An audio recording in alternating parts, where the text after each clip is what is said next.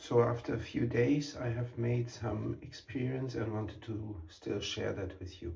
Number one, when you have the stones, don't put them into the back area, but be in front of it. So it belongs in here. That also is, then you don't need to turn off your water. It's going to be easy. I am not going to open it because otherwise it's going to be a mess. But here are the cleaning stones in it, smelling quite nicely.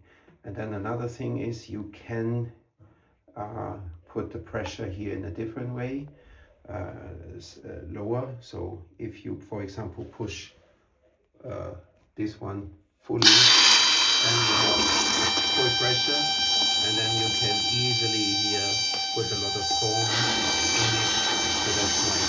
But you can also reduce the whole thing, and then for cleaning, actually less pressure is better, yeah, because then you don't sprinkle here around, so that's quite nice.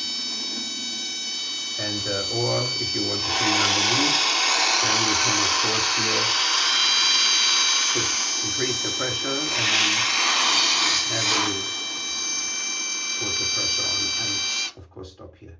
Just wanted to share that.